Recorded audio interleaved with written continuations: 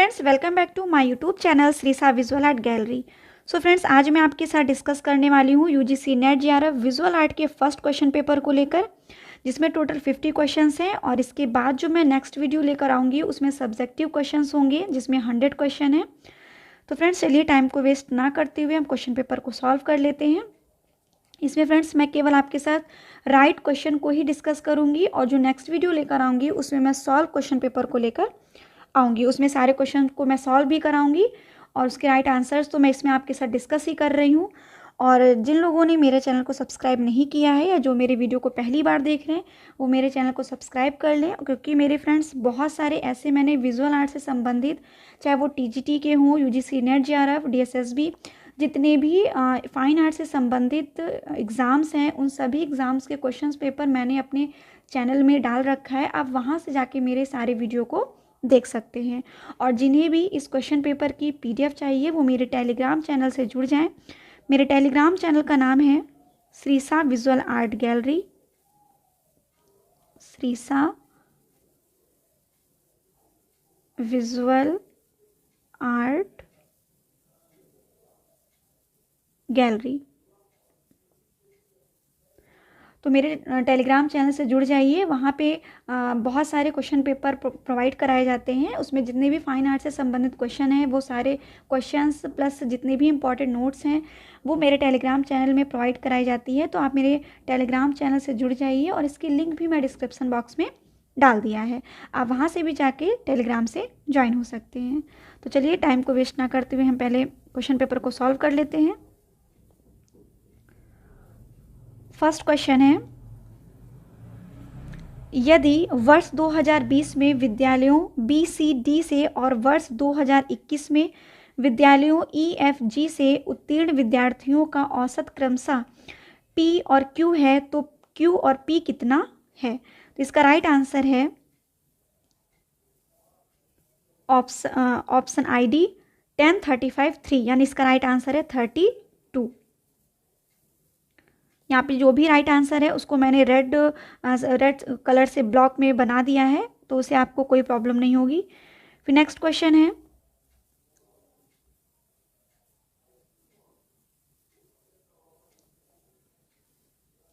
विद्यालयों B, C और D से 2020 में उत्तीर्ण विद्यार्थियों की संख्या का वर्ष 2021 में विद्यालयों EFG से उत्तीर्ण विद्यार्थियों की संख्या से अनुपात कितना है?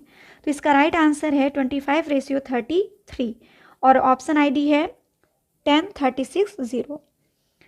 फिर नेक्स्ट क्वेश्चन की ओर हम बढ़ते हैं। नेक्स्ट क्वेश्चन है, ऑप्शन ID तो बताने की ज़रूरत नहीं है, ये आप लोगों को पता ही है कहाँ पे है। नेक्स्ट है, वर्ष 2020 से 2021 में विद्यालय D से उत्तीर्ण विद्यार्थियों की संख्या में कितने प्रतिशत वृद्धि हुई है? तो इसका राइट आंसर है 68%। फिर हम बढ़ते हैं नेक्स्ट क्वेश्चन की ओर। 2020 की तुलना में 2021 में AG विद्यालयों से उत्तीर्ण कुल विद्यार्थियों की संख्या का प्रतिशत कितना है? तो इसका राइट आंसर हो जाएगा 120%, और इसका जो ऑप्शन ID है वो है 10, 34, 2। नेक्स्ट है, विद्यालयों E और G से 2020 में उत्तीर्ण विद्यार्थियों की कुल संख्या विद्यालय B से 2021 में उत्तीर्ण विद्यार्थियों की संख्या का कितने प्रतिशत है? तो इसका राइट आंसर है 312.5। नेक्स्ट क्वेश्चन हम पढ़ लेते हैं। नेक्स्ट क्वेश्चन है,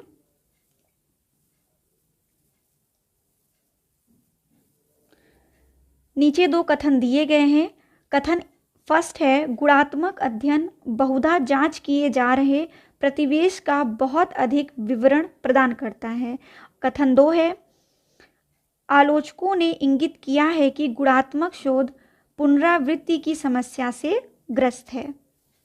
उपयुक्त कथन में आलोक में नीचे दिए गए विकल्पों के सही उत्तर का चयन कीजिए। तो इसका राइट आंसर है both statement first and statement second are true, यानी कथन फर्स्ट और सेकंड दोनों सत्य हैं। फर्स्ट और सेकंड दोनों राइट है।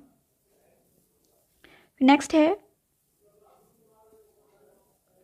नीचे दो कथन दिए गए हैं। कथन एक है 8 मेगाबाइट इक्वल टू 213 गीगाबाइट। कथन सेकंड है द्विचर संख्या का दशमलव तुल्यांकन कितना होना चाहिए, 29.625 10। तो इसका राइट आंसर है statement first is false but statement second is true. कथन एक असत्य है लेकिन कथन दो सत्य है। क्वेश्चन है in which context the true effect of mass media communication on mass audience can be understood. निम्नलिखित में से किस संदर्भ में मास मीडिया के संप्रेषण के व्यापक श्रोता दर्शक वर्ग पर सही प्रभावों को समझाया जा सकता है। तो इसका राइट आंसर है सोशल यानी सामाजिक। है VOLTI के संबंध में निम्नलिखित में से कौन से कथन सही हैं। तो आयोग ने इसके दो ऑप्शन सही किए हैं। फर्स्ट जो ऑप्शन सही किया है उसमें A, B, C and D चारों ऑप्शन सही हैं, और जो ऑप्शन ID 1047-4 है उसमें भी उस आयोग ने इसको भी सही किया है, जिसमें B, C और D है। तो ये दोनों क्वेश्चन आपके सही हैं। जिन लोगों ने भी ये दोनों ऑप्शन में कोई भी टिक किया होगा उनके ये क्वेश्चन सही होंगे। फिर नेक्स्ट क्वेश्चन है नीचे दो कथन दिए गए हैं। कथन एक अभिकथन के रूप में लिखित है, तो दूसरा उसके कारण यानी रीजन से दर्शाया गया है। अभिकथन एक है संप्रेषण में विश्वास उत्पन्न करने, सूचित करने और गलत सूचना देने की शक्ति होती है। कारण अधिप्रचार की प्रक्रिया विभेद की सीमा रेखा को उसके विश्वासोत्पादक तत्वों के बीच पारदर्शित बनाती है। तो इसका राइट आंसर है A is true but R is false, यानी A सत्य है लेकिन R गलत है। नेक्स्ट है निम्नलिखित में से कौन से कथन सही है। कंप्यूटर के CPU के प्रमुख संघटकों में निम्न शामिल है। तो इसका राइट आंसर हो जाएगा B, C और D। B, C और D यानी ऑप्शन ID 1047-0। नेक्स्ट क्वेश्चन है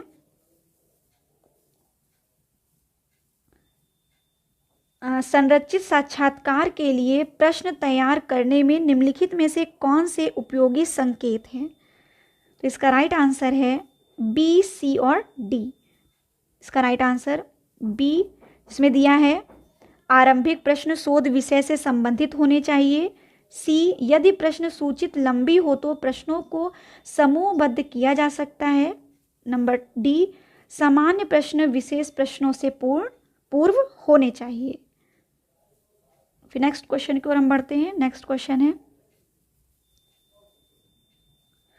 मुंबई के साइबर सुरक्षा प्रकोष्ठ ने एक आतंकवादी संगठन संबंधी सूचना निकालने के लिए उसकी वेबसाइट में घूसपैठ हेतु कुमारी रीना की नियुक्ति की है। रीना की प्रोफाइल का निम्नलिखित में से कौन सा एक उपयुक्त विवरण है। इसका राइट आंसर है नैतिक हैकर यानी इथिकल हैकर। नेक्स्ट क्वेश्चन अध्यापक A कक्षा में चौक और पट्ट यानी बोर्ड का उपयोग करते हैं और छात्रों को बोलकर नोट्स लिखवाते हैं। अध्यापक B डिजिटल संसाधन उपलब्ध कराने के लिए वीडियो सम्मेलन और LMS का उपयोग करते हैं। अध्यापक A और B अध्यापन की कौन सी प्रणाली उपयोग करते हैं। तो इसका राइट आंसर है teacher A offline and teacher B online. यहाँ पे देखिए दिख रहा है साफ साफ कि अध्यापक A जो है वो कैसे पढ़ा रहा है, चौक और पट यानी बोर्ड से। तो जाहिर सी बात है ये ऑफलाइन है, और अध्यापक B जो पढ़ा रहा है वो डिजिटल संसाधन से पढ़ा रहा है, तो ये क्या हो जाएगा ऑनलाइन। तो यहाँ पे जो आंसर दिया हुआ है टीचर A ऑफलाइन है और टीचर B ऑनलाइन। फिर नेक्स्ट क्वेश्चन है ICT समर्थित अध्यापक के लिए निम्नलिखित में से कौन से उपकरणों का प्रयोग किया जा सकता है। इसका राइट आंसर है प्रोजेक्टर का। क्वेश्चन है अभिप्राय पर आधारित निम्नलिखित में से कौन से तार्किक अनाकारिक दोष निम्नलिखित तर्क में सम्मिलित हो सकते हैं। क्वेश्चन है आपके नारीश्वरवादी उपदेश को सुनकर मैं स्तब्ध हूँ, क्या आपके पिता यह जानते हैं कि तुम इसे मानते हो। तो इसका राइट आंसर है ए और डी। प्राधिकार आग्रह और बल आग्रह। नेक्स्ट क्वेश्चन, निम्नलिखित में से कौन सी प्राकृतिक आपदा भूमंडलीय या वैश्विक तापन से उत्पन्न अधिक गंभीर हो सकती है? राइट आंसर है ए, सी और डी, यानी सूखा, बाढ़ और तूफान। नेक्स्ट क्वेश्चन है, 8% की वार्षिक दर से 4 साल में किसी मूलधन पर 1200 रुपये साधारण ब्याज के रूप में इकट्ठा हुए उस मूलधन के तिगुने मूलधन पर 6% की वार्षिक दर से 3 साल में कितना साधारण ब्याज इकट्ठा होगा? तो इसका राइट आंसर है 20-25। क्वेश्चन ऑप्शन आईडी है 1042-7। 2025 जो है वो 3 साल में साधारण ब्याज इकट्ठा हो जाएगा। फिर नेक्स्ट क्वेश्चन है, वर्तमान अनुमानों के आधार पर उच्च शिक्षा में सकल नामांकन अनुपात लगभग 27% है, जिसे बढ़ाकर 2035 के अंत तक कितना करने का लक्ष्य है? तो इसका राइट आंसर है 50%। नेक्स्ट क्वेश्चन, स्टेटमेंट फर्स्ट है, संप्रेषण और सामाजिकरण किसी भी आधुनिक समाज में 2 गैर अभिसारी आयाम हैं। स्टेटमेंट सेकंड, संप्रेषण उन मूल्यों को प्रोत्साहन देने में सक्षम करता है जो समाज में लोगों के संस्कृतिकरण की प्रक्रिया को सुगम बनाता है। तो इसका राइट आंसर है statement first is false but statement second is true. कथन 1 असत्य है लेकिन कथन 2 सत्य है। कुछ मनुष्य शाकाहारी हैं गलत रूप में दिया गया है, तो निम्नलिखित में से किसे सत्य अनुमानित किया जा सकता है?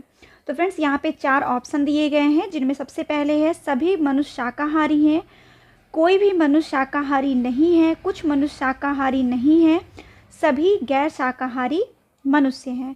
तो फ्रेंड्स इसका जो मेथड है काफ़ी इजी है। अगर वो मेथड आपको आ गया जो मैं आपके साथ शेयर करने जा रही हूँ, तो फ्रेंड्स इसमें जितने भी क्वेश्चंस ऐसे आएंगे वो क्वेश्चन आपके कभी गलत नहीं होंगे और काफ़ी इजी मेथड है।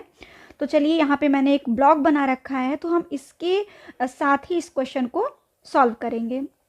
तो इस पूरे ब्लॉक में मैंने 4 ब्लॉक मैंने वर्टिकल और हॉरिजॉन्टल बनाए। 5 ब्लॉक जो हैं वो हॉरिजॉन्टल में बनेगा, इसे 1 2 3 4 से सबसे पहले 1 2 3 4 5 और वर्टिकल में 4 1 2 3 4, जिसमें सबसे पहले आ जाएगा सभी, सेकंड नंबर पे कोई नहीं, थर्ड नंबर पे है कुछ और फोर्थ नंबर पे है कुछ नहीं। तो सभी में जो होगा उसमें सबसे पहले हम टी लिखेंगे। ट्रू का मतलब है, टी का मतलब है ट्रू, तो ट्रू ट्रू ट्रू यहाँ पे हो जाएगा। लास्ट में एफ यानी फॉल्स, एफ एफ और एफ, ये हो गए। एक साइड हमने कर लिया ट्रू और एक साइड हमने कर लिया फॉल्स।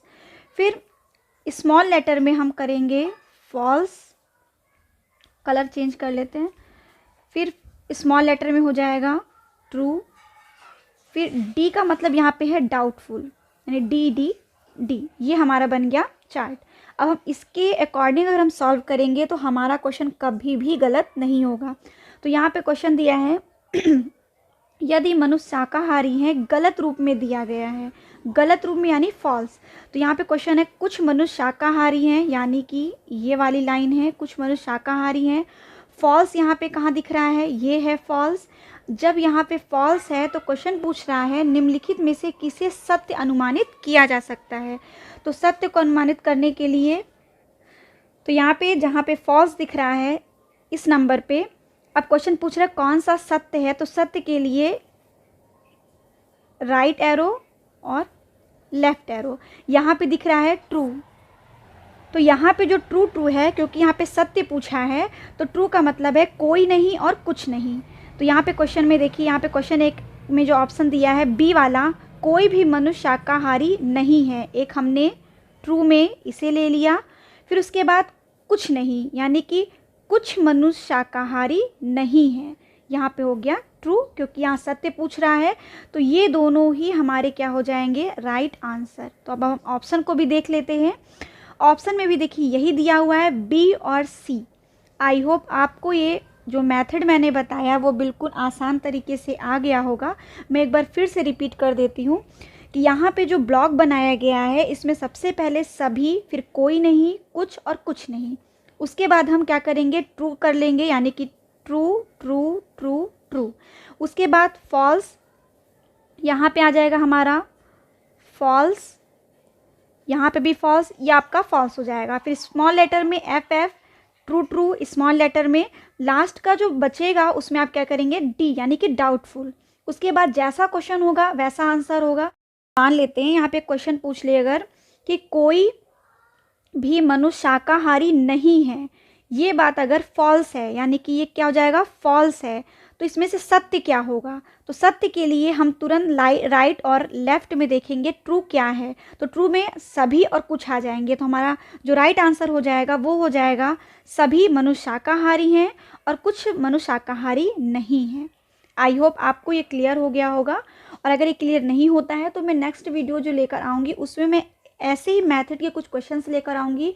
आई होप उसमें तो आपको बिल्कुल क्लियर हो जाएगा। फिर नेक्स्ट क्वेश्चन की ओर हम बढ़ते हैं।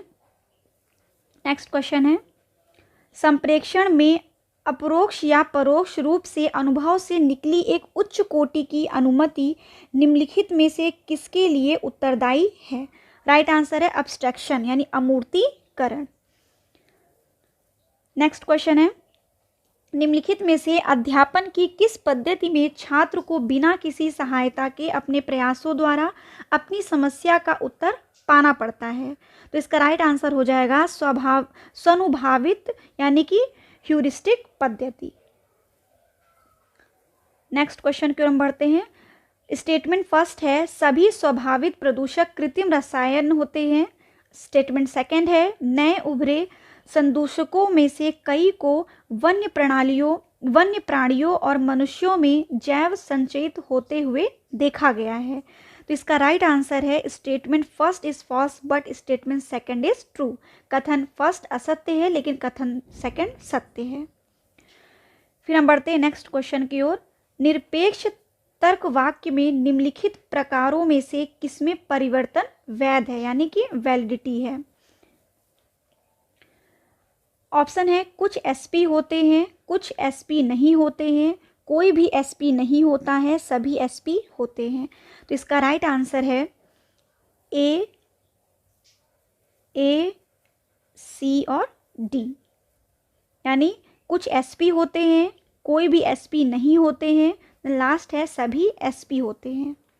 स्टेटमेंट फर्स्ट है, अरस्तुवादी न्याय वाक्य तत्वतः शाब्दिक होते हैं। न्याय पद्धति इस तथ्य को मान्यता प्रदान करती है कि शाब्दिक रूप अनुमान का सारतत्व है। तो इसका राइट आंसर है statement first is correct but statement second is incorrect. कथन एक सही है लेकिन कथन दो गलत है। नेक्स्ट क्वेश्चन है, क्लोरोफ्लोरोकार्बन CFCS प्रबल ग्रीन हाउस गैसें हैं।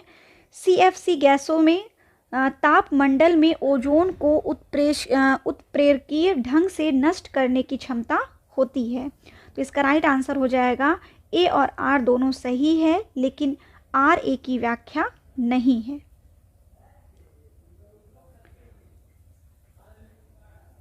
किसी कूट भाषा में CRICKET का कूट 26, 32, 47 और 9 है, तो रॉकेट यानी कि ROCKET का कूट 6, 1, 2, 4, 7, 9 है, और केटल यानी KETTLE का मतलब यानी इसका जो कूट है वो है 479907।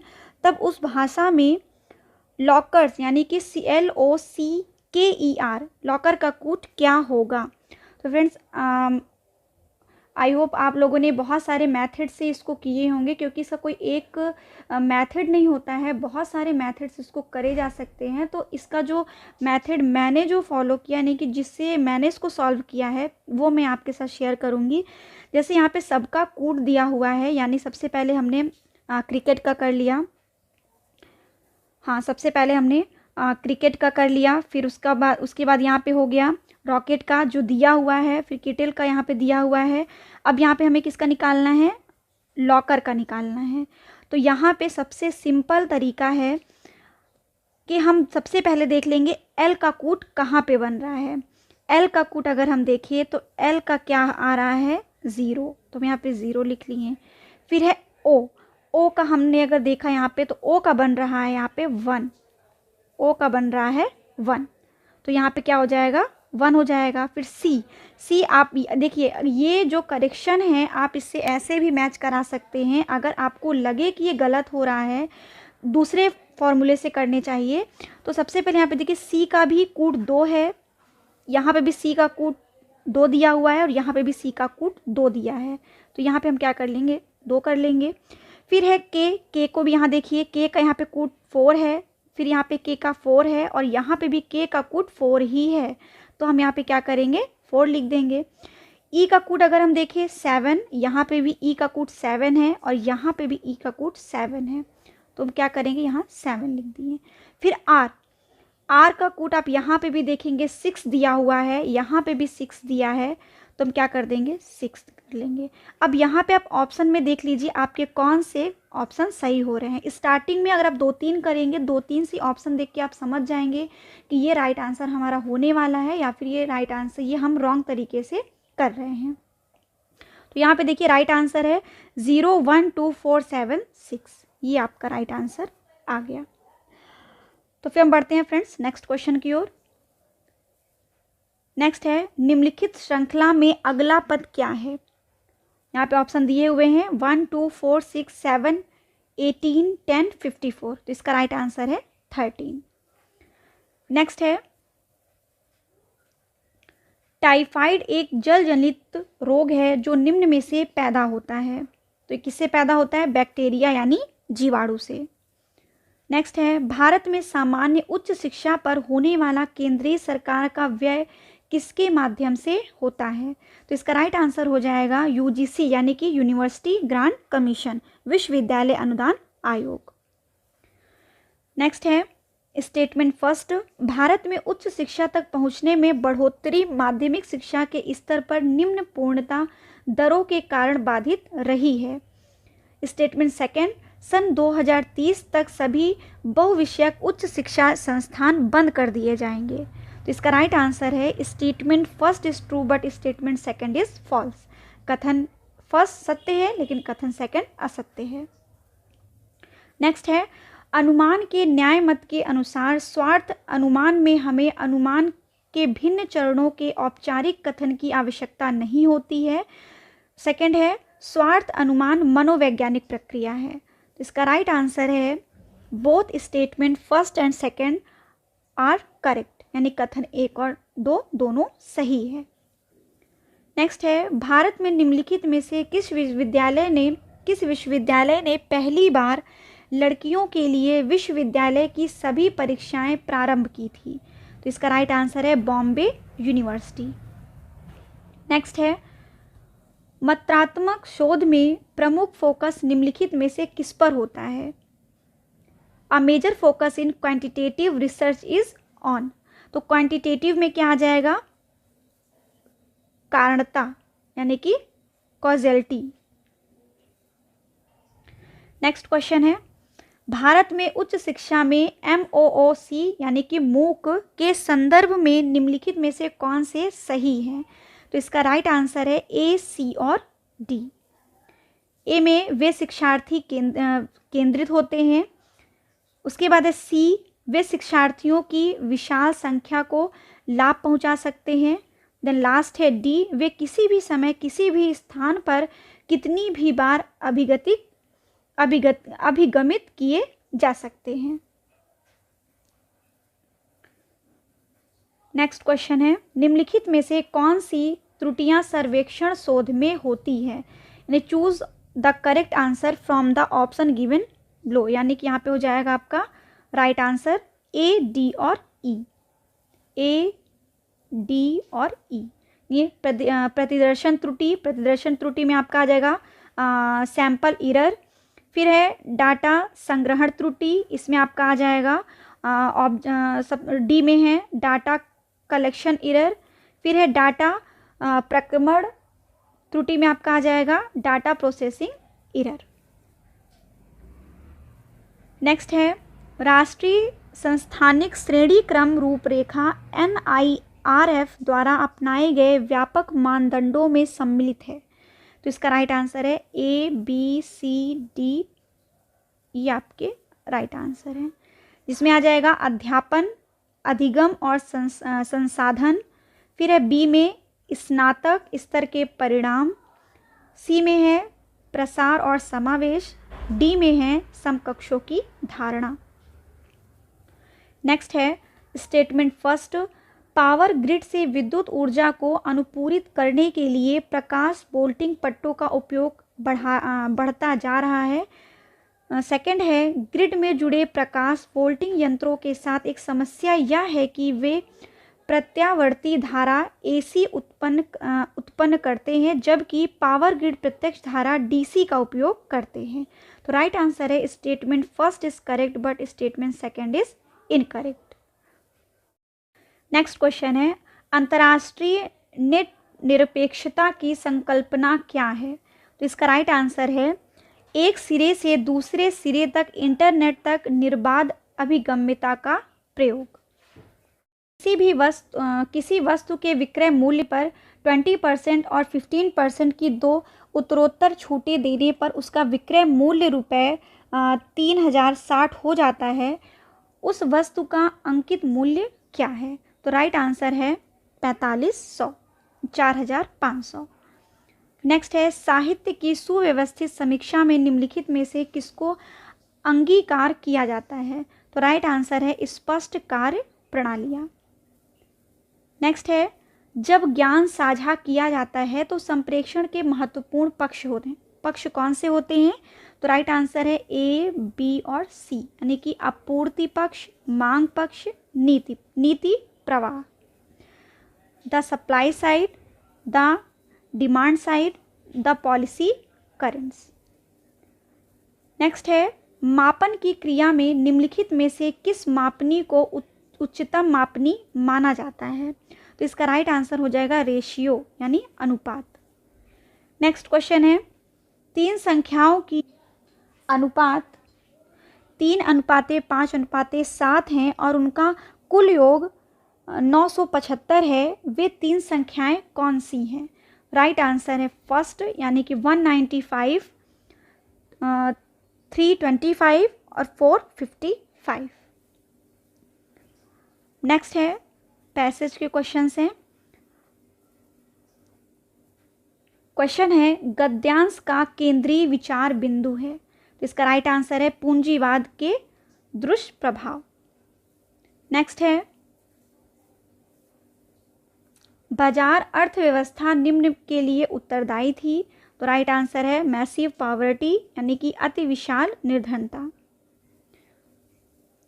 नेक्स्ट क्वेश्चन पूंजीवादी विकास ने निम्न विचार को परिस्थापित किया, इसका राइट आंसर है आधुनिकृत निर्धनता। नेक्स्ट क्वेश्चन देशज समाजों ने आर्थिक निर्धनता का सामना किस माध्यम से किया? तो इसका राइट आंसर है संसाधनों का मितव्ययितापूर्ण उपयोग। नेक्स्ट है सन 1940 में पहले उपनिवेशवादियों का विश्वास था कि निर्धन देशों को, राइट आंसर हो जाएगा नहीं बदला जा सकता। तो फ्रेंड्स ये रहे फर्स्ट पेपर के 50 क्वेश्चंस। अब नेक्स्ट वीडियो में आपके साथ डिस्कस करूंगी सब्जेक्ट, यानी इसका सेकंड पार्ट। इसमें 100 क्वेश्चन है, उसमें भी जितने भी इंपॉर्टेंट पॉइंट्स हैं वो भी मैं आपके साथ डिस्कस करूंगी। और आई होप आपको मेरी वीडियो पसंद आई होगी। और जिन लोगों ने मेरे चैनल को सब्सक्राइब नहीं किया है वो मेरे चैनल को सब्सक्राइब कर लें और साथ ही साथ बेल आइकन को प्रेस करना ना भूलें। इससे मैं जितनी भी वीडियो लाऊंगी उसके नोटिफिकेशन भी आपको टाइम टू टाइम मिलते रहेंगे, एक भी वीडियो आपकी मिस नहीं होंगे।